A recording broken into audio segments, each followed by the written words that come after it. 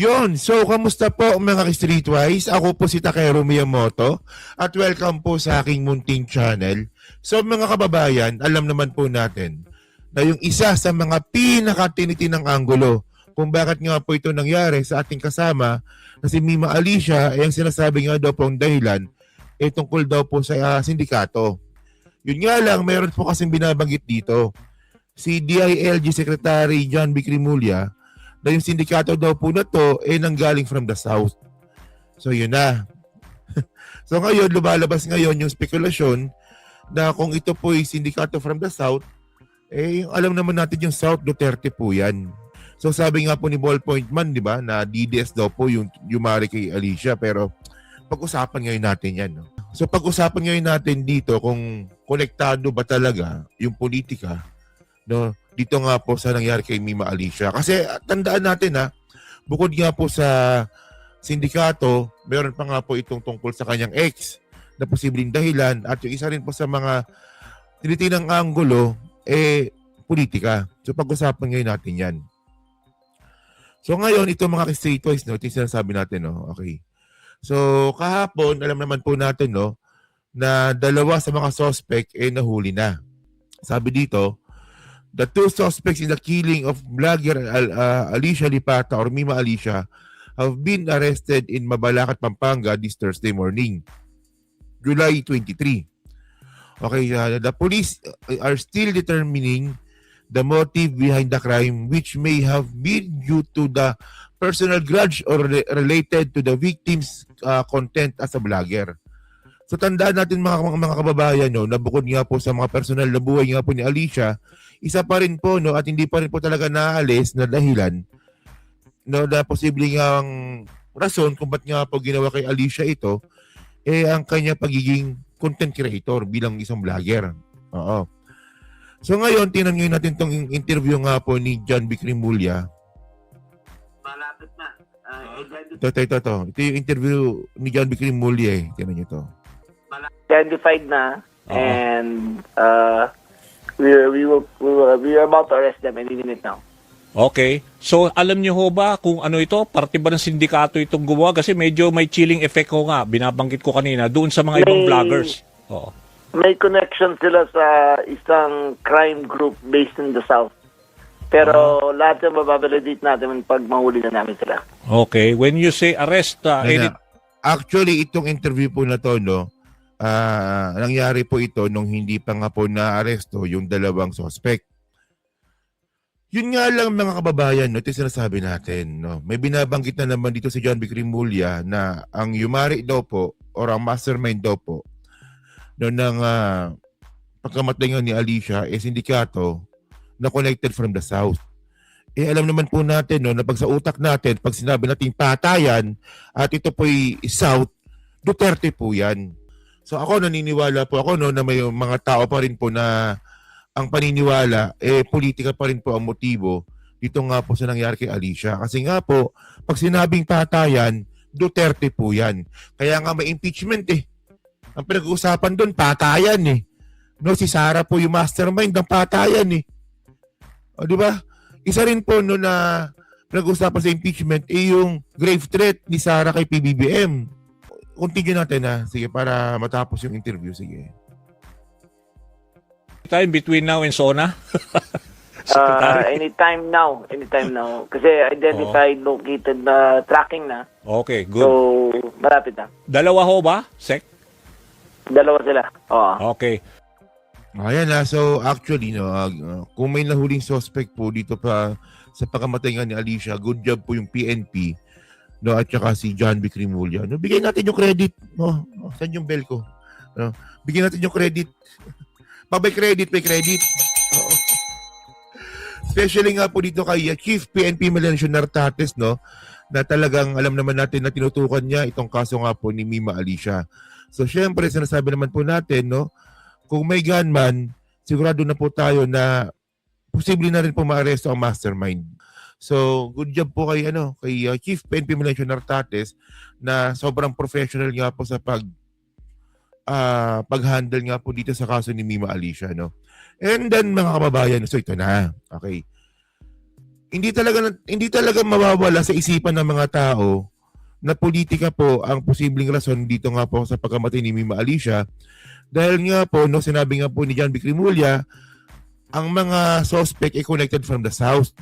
Well, sabi nga, ang Bisaya, South din. Pero alam natin kapag South, Duterte yan. Di ba? So sabi pa nga daw po, yung mga gunman, Duterte, mga Duterte supporter din daw. Okay, so ngayon tinan nyo to ha. Okay, yung tukhang, no? Alam naman po natin no, na yung patayan talaga nagsimula po kay Sara yan. Di ba? Ito gusto kong sabihin dito eh. Marami pong sinabi si Mima Alicia tungkol po kay Sara. Pinagbumura niya nga ito, no? Pinagbumura niya to ni Alicia. And then yung merong isang content si Mima Alicia na sinasabi nga daw po na nagtatanong kung si Sara Duterte daw ba nagpalaglag. Alam nyo, ito yung point dyan di ba? Ito aminin ko na, no? Isa po ako sa mga nagbanggit niyan kay Alicia tungkol sa pagpapalaglag nga po ni Sara Duterte. Kasi ang sabi ko nga, gawin mong patanong. Bakit patanong? Kasi nga po, mga kababayan, binabalik lang din po natin sa mga DDS yung ginawa nila kay Lenny.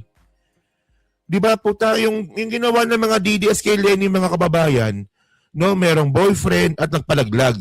O sige, gayahin natin. Tingnan natin kung ano magiging reaksyon ng mga DDS.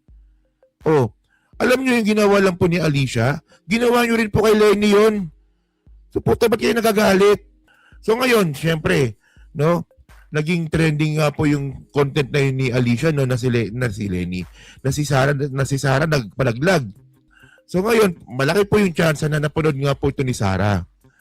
No, ano ba? Posible bang si Sara nagalit, napikon kay Alicia? Kaya gumamit ng sindikato from the South para tirahin si Alicia? Ito yung posibleng senaryo lang ha. Tulad nga po ng sinabi nga po ni DILG Secretary John B. Cremulya. Kasi tandaan natin mga kababayan na si Duterte nga po talaga no, yung nag-conceptualize ng Tokhang noong 2012. Yan sabi dito, Duterte conceptualized the Tokhang campaign in 2012 when she was the mayor of Davao City. She alleged ordered then Davao City Police Chief Ronald Bato de la Rosa to carry out the operations. Di ba? Kung patayan lang po pinag-usapan natin dito, Sara Duterte na po yan. So ano bang point ko dito mga kababayan? Dahil nga po ito si Sara Duterte mamamatay tao at pati po buong pamilya Duterte mamamatay tao, na-adapt po ito ng kanilang mga follower.